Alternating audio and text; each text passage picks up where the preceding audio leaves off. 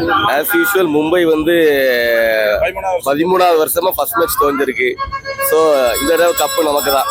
நல்லா தான் இருந்துச்சு இன்னைக்கு. எல்லாமே மேட்ச் நல்லா தான் போச்சு. பட் ஆனால் அந்த அளவுக்கு ப்ரெஷர் கிரியேட் ஆகும்னு நினைச்சேன், எதிர்பார்த்திருந்தேன். பட் ஓகே, ஸ்டில் வந்து ஃபர்ஸ்ட் மேட்ச் தான். ஃபர்ஸ்ட் இன்னைக்கு தான் வந்தோடனே தலை மேட்சை பார்த்துட்டேன். இவன் 7 தடவை மேட்ச் கிரவுண்டுக்கு வந்திருக்கான், ஒரு தடவை கூட தலை பேட்டிங் பார்த்தது இல்ல. ஃபர்ஸ்ட் டைம் பாக்குறேன், நல்லா இருந்துச்சு. நெக்ஸ்ட் ஆர்சிபி தான், பாத்துக்கலாம் நெக்ஸ்ட் மேட்ச்ல பார்த்தோம். கடைசி வரைக்கும் பார்த்தோம், இன்ட்ரெஸ்டா போச்சு. ஸோ போன் கூட ஃபிளைட் மோட்ல போட்டுட்டு பார்த்தோம் ப்ரோ. நாங்க போன் கூட டிஸ்டர்ப் ஆகக்கூடாதுன்னு சொல்லிட்டு. ஆனா நல்லா இருந்துச்சு மேட்ச், நல்லா சாரிஷா போச்சு.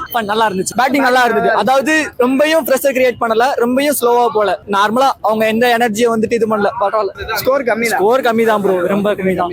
150 ரொம்ப கம்மி தான் ப்ரோ. போன மேட்ச்லாம் போன சீசன்லாம் பாத்தீங்க அப்படின்னா ஸ்கோர்லாம் நிறைய அடிச்சு பறக்க விட்டாங்க. சோ அதுலயே ஆர்சிபி நிறைய மேல போனாங்க. சோ நாங்க நினைச்சோம் ஆர்சிபி டப்பு கொடுப்பாங்க சொல்லிட்டு. லைட் போன டப்பு கொடுத்து போயிட்டாங்க, அப்படின்னு ரிலீவ் ஆயிட்டாங்க. சென்னைனா நாங்க எதிர்பார்த்தோம், எக்ஸ்பெக்ட் பண்ணோம். வின்னிங் ஷாட் அவர் கொடுப்பாருன்னு சொல்லி எதிர்பார்த்தோம். பட் கிடைக்கல. சரி ஓகே, பரவாயில்ல. அவர் உள்ள வந்து என்ட்ரி ஆகுது பார்த்துட்டோம். நல்லா இருந்தது ப்ரோ. ஆஸ் யூஷுவல் எக்ஸ்பெக்ட் பண்ண மாதிரி மும்பை இந்தியன்ஸ் ஃபர்ஸ்ட் மேட்ச் தோத்தாதான் சீசன் நல்லா போகும் எங்களுக்கு.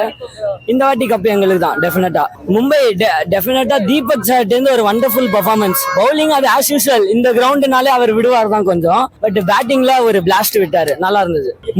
மும்பையோட மைனஸ் இந்த மேட்ச்ல என்னன்னா, மேபி ரோஹித் உள்ள வந்து கேப்டன்சி மாதிரி கொஞ்சோண்டு ஹெல்ப் பண்ணிருக்கலாம். அவரோட எக்ஸ்பீரியன்ஸ் யூஸ் ஆயிருக்கலாம், ஜெயிச்சிருக்கலாம் மேபி. அதை உண்மையை சொல்லணும்னா கொஞ்சம் அந்த உண்மையை சொல்ல முடியாது, டிசப்பாயின்மெண்ட் தான், அவ்வளவுதான். பவுலிங் வில் ஜாக்ஸ், நமந்தீர்லாம் லைக் வண்டர்ஃபுல் பர்ஃபார்மன்ஸ். மஜா இருந்துச்சு. ஆமா, ஸ்கிரீன்ல தான் மாத்தி அப்டேட் பண்ணிட்டு இருந்தாங்க. அந்த புத்தூர் அண்ட் இன்னொருத்தவர் அவரும் ராஜுபாய், அவரும் நல்லா போட்டிருந்தாரு. ரோஹித் உள்ள இருந்திருந்தாலே ஜெயிச்சிருக்கலாம், அவ்வளவுதான். பூம்ரா ஆஸ் யூஷுவல், ஹர்திக் பாண்டியா எல்லாம் வந்தா ஓகே, ஜெயிச்சிடலாம், அவ்வளவுதான். சிம்பிள். நான் வந்து Mumbai team. I will not comment on Chennai. இல்ல, அது அவங்க ஃபேன்ஸ் பண்ணுவாங்க. என் பேர் வந்து கிறிஸ்டோபர் தாமஸ். சொந்த ஊர் வந்து ராமநாதபுரம் மாவட்டம். எப்படியாவது தோனியை பார்க்கணுன்ற ஒரு முயற்சியில லாஸ்டா டிக்கெட் கிடைச்சது. தோனியை பார்த்தேன், மேட்ச் நல்லா இருந்துச்சு. தோனி இருக்கத்தட்டிங்க யாருனாலும் ஒண்ணும் பண்ண முடியாது. அப்போ கண்டிப்பா தோனி தான் அடிப்பாரு எனக்கு தெரியும். தெரிஞ்சுதான் வந்தேன். நினைச்ச மாதிரி நடந்துருச்சு, ரொம்ப சந்தோஷம். அடுத்தாள் அடி, எடுத்தாள் அடி, சொல்லி அடி. Chennai super Kings. சூப்பர் நல்லா பார்ப்பேன், என்ஜாய் பண்ணேன். செம்மையா இருந்துச்சு.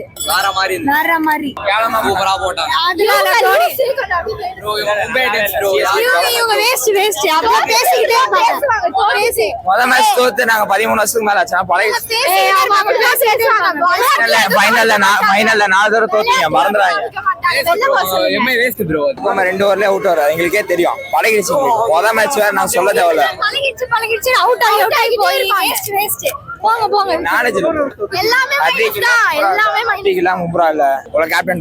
அவ்வளவுதான் பண்ணாரு. இன்னும் ரோஹித் வந்து ஃபீல்டிங்ல இருந்தா கரெக்டா இருக்கும். சப்ஸ்டிட்யூட் வாங்கனால ஒழுங்கா இல்ல. எம்ஐயோட ஃபீல்டிங் தான் வந்து ரொம்ப கஷ்டமா இருந்துச்சு. அது நல்லா இருந்துச்சு. எம்ஐ 100 ஆகும்போது 10 கோடி ரூபா ஒர்த்து. செமையா போட்டாவல போலிங். அதே மாதிரி தலை தோனி என்ட்ரி, அதுக்காண்டி நான் மதுரையில இருந்து வந்திருக்கேன். தலை என்ட்ரி பட்டை கிளப்பிருச்சு. ஐ எம் தோனி வெரியன். ருத்ராஜ் கேக்குறீங்க, அவர் உண்மையிலே செமையா விளாண்டாரு. கரெக்டா நீட்டா பாலுக்கு பால் கரெக்டா நடத்தானா, அந்த ஷாட் எல்லாம் கேட்ச் ஆயிருச்சு. இல்லைன்னா 100 அடிச்சிருப்பாரு இன்னைக்கு. செமையா விளாண்டாரு. ஆனா சத்தியமா தோனி வருவார்னு எதிர்பார்க்கவே இல்லை. உள்ள இருந்து திடீர்னு வந்துட்டாரு. அந்த பாட்டை வேற போட்டு விட்டாங்க கெத்து படத்துல இருந்து. பட்டையை கிளப்பிருச்சு, வந்ததுக்கு சம ஒருத்து. இல்ல நல்லா ஒரு கொஞ்சம் லைட்டா நடுவில் ஸ்லோவாச்சு. விக்கெட்டா விழுந்துருக்கு. ஜூபே எல்லாம் அவுட் ஆயிட்டே இருந்தது, கொஞ்சம் ஸ்லோவாச்சு. அவர் ரவீந்திராவும் கொஞ்சம் நின்று நல்லா அடிச்சாரு. ஜடேஜா கொஞ்சம் அடிச்சாரு. அப்ப தோனி வந்தோடனே கொஞ்சம் மேட்ச் மாறிடுச்சு.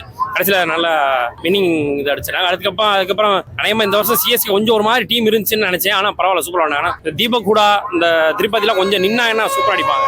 திரிபாதிலாம் 100 கூடிய எபிலிட்டிலாம் இருக்கு அவருக்கு. ஆனா அவர் ஏன் இப்ப இன்னைக்கு வேம அவுட் ஆயிட்டு போனான்னு தெரியல.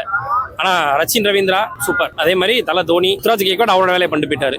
ஆனா ஐ எம் தோனி வெரியன். அதான் simple work. Next RCB Virat Kohli சும்மா அங்கிட்டு வந்து கத்திக்கிட்டு கிடப்பாங்க. அதனால அதெல்லாம் கண்டுக்கவே கூடாது. நம்ம ஜெயிக்கிறோம், அவ்வளவுதான். கத்தி ஒன்றும் ஆக போறது கிடையாது. என்ன ப்ரோ சொல்றது? பார்த்தேன். சன்ரைசருக்கும் ராஜஸ்தானுக்கும் அவங்க என்ன இந்த அடி அடிக்கிறாங்க.